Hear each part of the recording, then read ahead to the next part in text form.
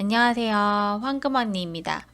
오늘은 적금과 예금의 이율에 대해서 조금 살펴보고자 하는데요. 사실 이 영상을 준비하게 된 계기는 제가 은행에 한 지금 15년 차 은행원인데 고객님들이랑 얘기하면서 느끼는 게 적금과 예금의 이율에 대해서 모르시는 분들이 정말 거의 참고해서 얘기해보면 80%, 90%가 이런 내용들을 모르세요. 그냥 이제 그냥 금리가 높으면 좋은 거 아니야? 단순하게 이렇게들 많이 생각하시는데 정말 이거는 재테크에 어떻게 보면 기본 중에 기본이라고는 생각은 하는데 관심이 있지 않으면 이런 이율들에 대해서 구체적으로 이제 명확하게 알고 계시는 분들이 많지는 않다는 거를 많이 느껴요. 그래서 이제 제 영상, 제 채널의 구독자분들이라면 아무래도 재테크에 관심이 많으시는 분들이 아닐까 저는 생각을 하고요. 그런 분들이 이제 기본적으로 은행을 거래할 때는 이율에 대한 거에 대해서는 조금 많이 아셔야 된다고 저는 생각을 해요. 그래서 이제 이 영상을 조금 만들게 됐습니다. 자, 일단은요, 제가 참고해서 얘기를 해보면, 이율뿐만 아니라 적금이나 예금에 대한 용어 구분 자체가 굉장히 이제 혼선이 있으신 분들이 많으세요.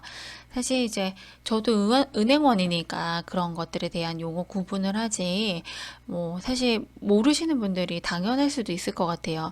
저희는 뭐, 은행원들은 수없이 하루에도 적금, 예금, 뭐, 이런 것들에 대한 말들을 많이 쓰고, 그런 개념을 명확하게 알 수밖에 없는 일을 하고 있잖아요. 근데 아닌 분들은 사실 그러니까 금융권에 안 계신 분들은 사실 모르는 게 저는 당연하다고 어떻게 보면 생각을 하는데요. 일단은 적금과 예금이 어떤 차이점이 있는지부터 조금 설명을 드려야 될 것 같아요. 적금에 대한 개념은 제가 이제 그림을 좀 그려봤는데요. 쉽게 말해서 이제 매달 일정 금액, 네, 일정 금액 아니어도 상관없습니다. 매달 어떤 금액들을 넣어가지고 최종적으로 이 금액들을 모아서 목돈을 만드는 게 적금이라고 생각을 하시면 되고요. 이제 예금 상품 같은 경우에는 이미 목돈이 된 이걸 가지고요. 이제 처음에 이렇게 딱 넣어두고 이제 쭉 두시는 거죠. 쭉 두시면은 은행에서는 이거를 가지고 이제 돈을 좀 굴리겠죠. 그래서 굴리는 거에 대해 상응하는 이제 이자를 이 고객님들에게 드리는 겁니다. 그래서 개념이 출발하는 개념 자체가 적금은 작은 돈을 모아서 목돈을 만든다. 이런 개념이고 이제 예금 같은 경우에는 이 목돈을 운영을 한다. 목돈을 좀 굴리는 상품이다. 이렇게 개념을 좀 잡고 생각을 용어를 조금 구분해서 이제 보셔야 될 것 같아요. 자, 그러면 제가 퀴즈를 한번 낼게요. 이제 적금 이율이 2.5%고요. 은행 예금 이율이 1.5%가 있어요. 그러면 뭐가 유리할까요? 이제 뭐가 이자가 많은 거일까요? 이렇게 질문을 제가 던져볼게요. 그리고 보면 참 이상하죠? 상품들 보면은 적금 이율은 지금 아직도 2%대 적금 상품들이 있는데 예금 이율들을 보면 정기예금 이율들은 거의 대부분 다 1%대입니다. 그래서 보통 적금 이율이 더 높기 때문에 적금이 더 좋은 거 아니야? 이렇게도 생각하실 수 있겠죠? 자, 적금 이율이 보통은 더 높다. 이렇게 질문하시는데요. 자, 그러면 이제 황금 오빠의 사례를 통해서 다시 요런 앞에 살펴본 질문들에 대한 답을 조금 드려볼게요. 이제 황금 오빠는 지금 수중에 1,200만 원을 가지고 있어요.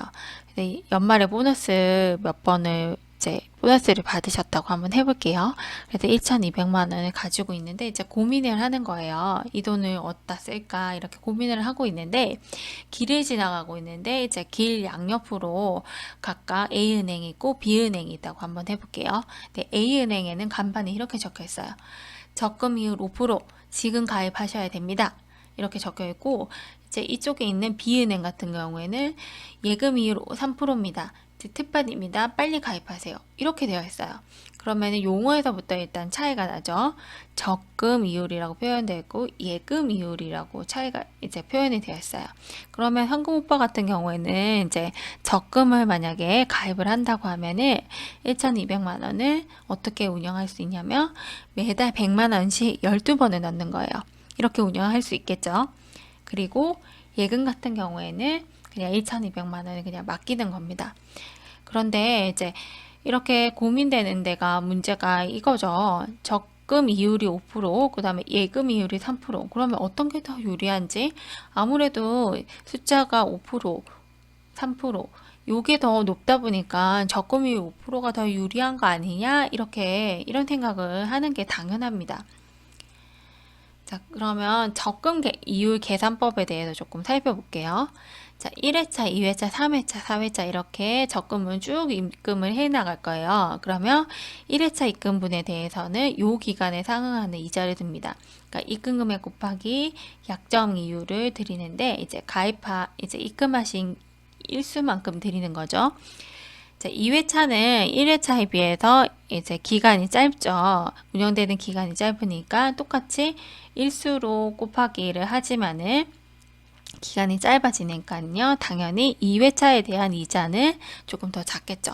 그렇게 3회차도 마찬가지입니다. 똑같은 약정 이율로 운영을 하지만은요, 이제 일수가 작아지니까 당연히 이자 금액도 작아지겠죠. 그리고 마지막 회차 같은 경우에는 가장 운영되는 기간이 짧으니까 이자로 환산되는 금액도 굉장히 작은 겁니다. 자, 이런 각각의 입금분에 대한 이자들을 합쳐가지고 만기 때 적금 이자를 드리는 거고요. 예금 이자의 계산법은 그냥 심플합니다. 그냥 적금에서 살펴봤던 1회차 입금분 운영 방식과 똑같거든요. 그러니까 요때 입금을 하면은 그냥 요 기간 동안에 이제 기간 일수를 이제 약정 이율에 곱해가지고 365로 나눠가지고 이제 이자를 드리는 겁니다.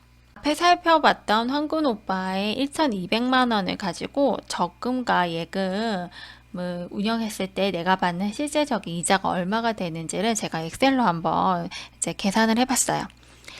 첫 번째 달 100만 원에 대해서는 운영 후 12개월 동안 운영이 되겠죠. 5%로. 그러면 100만 원 곱하기 5% 곱하기 12분의 12 하면은 5만 원이 나옵니다. 두 번째 달에 이제 운영된 거, 이제 100만 원 입금한 거에 대해서는 100만 원 곱하기 5% 곱하기 12 나누기 12로 하게 되면은 4만 5천 원 정도 이제 운영이 되죠. 이런 식으로 각각 입금한 거에 대해서 이제 운영 기간이 점점 짧아지고요. 그거를 분자에 곱하고 분모의 12개월로 나누게 되면은 이제 쭉 이렇게 금액들이 작아지는 거 보이시죠? 그래서 합계하면은 32만 5천 원이 나왔습니다. 그런데 예금 같은 경우에는 지금 1,200만 원을 바로 입금하고요. 이거를 1년 동안 운영한다고 했죠. 그러면 1,200만 원 곱하기 3% 곱하기 12분의 12 하면은 계산하면은 36만 원이 나옵니다. 그러면 이제 똑같은 1,200만 원을 가지고 적금으로 그리고 예금으로 운영했을 때 그리고 심지어 적금 이율 자체가 5%로 굉장히 더 높습니다. 그런데 결과는 어떻게 되나요? 네, 적금보다 예금이 더 유리한 상황이 되게 됩니다. 그러니까 적금 금리가 높다고 해서 그냥 단순하게 수치만 5%, 3%만 이렇게 비교해서 적금이 더 높으니까 내가 적금에 가입하겠다 이렇게 하시면 안 되는 겁니다. 이런 차이점을 잘 모르시는 분들이 굉장히 많거든요. 그래서 보통 적금 이율이 더 높다는 말이 더 많습니다. 그러면은 적금 이율이 더 높으니까 꼼수를 부릴 수가 있겠죠. 이제 자유적립식 적금에 1,200만 원을 넣고 추가 입금을 안 하면 예를 들어 이제 이런 거죠. 아까 봤다시피 요 단계 때 그냥 1,200만 원 입금하고 해서 요 두 번째 달부터 12개월까지는 입금 안 해도 자유적립식은 상관없어요. 그러니까 1,200만 원 입금하고 이제 12개월 동안 5%로 운영되면 더 좋은 거 아니냐 이렇게 생각할 수 있잖아요. 그런 꼼수 이제 생각하실 수 있겠죠. 그래서 추가 입금하지 않고 그대로 둔다면 적금에 그냥 1,200만 원 처음 입금하고 하는 게 더 낫겠다 이런 생각 하실 수가 있는데요. 무슨 말이냐면 적금이지만 한 번만 입금하고 끝. 이거는 자유적립식은 가능하거든요. 그래서 첫 번째 입금만 하고 2, 3, 4회차 요거는 입금하지 않고 그냥 두는 거죠. 자, 그래서 은행은 바보가 아니죠. 그래서 이런 꼼수들을 방지하기 위해서 적금 같은 경우에는 최고 입금금의 제한이 다 있습니다.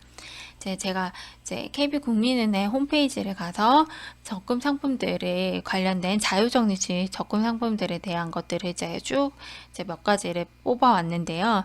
여기 보시면 자유적립식 되어 있죠. 그런데 자유적립식 같은 경우에는 저축 방법이 100만 원이어야 된다. 이 상품은. 요것도 100만 원 이어야 된다. 이렇게 되어 있고요. 요거 같은 경우에 자유적립식은 300만 원 이하로 입금이 가능하다. 그러니까 뭐 몇천만 원 단위로 이제 적금을 가입할 수 있는 거, 한 번에 입금 가능한 금액이 몇천이 되는 거는 없어요. 그러니까 은행은 이런 꼼수를 방지하기 위해서 적금의 최고 입금 금액에 제한을 걸어 둡니다. 그래서 이제 그런 꼼수는 사실 이제 발휘하기가 조금 힘들어요. 자, 그리고 마지막으로 이제 적금이나 예금을 꼭 지금 이런 시대에 가입을 해야 되냐?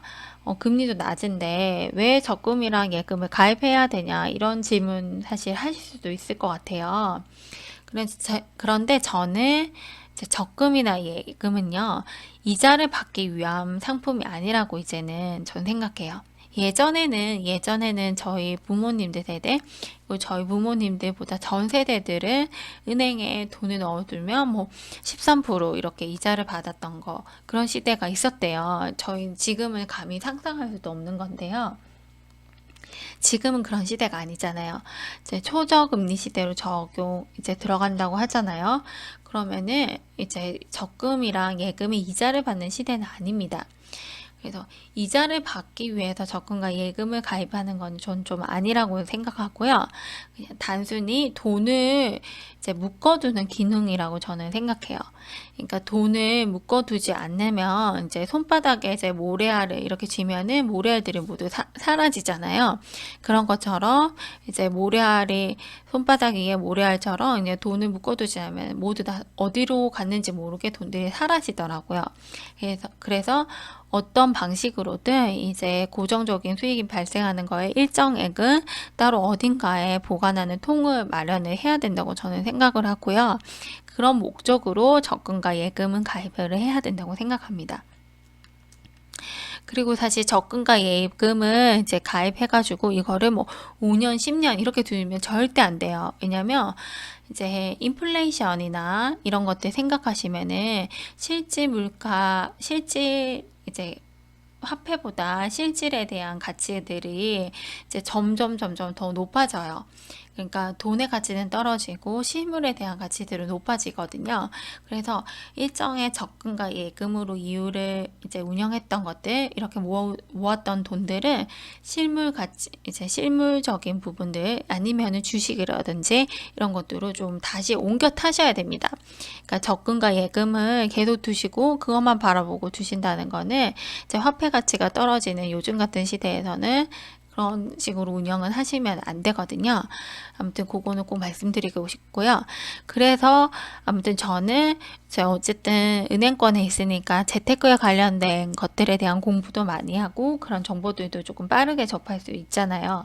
그럼에도 불구하고 15년 차인 은행원인 저도 적금과 예금을 가입합니다.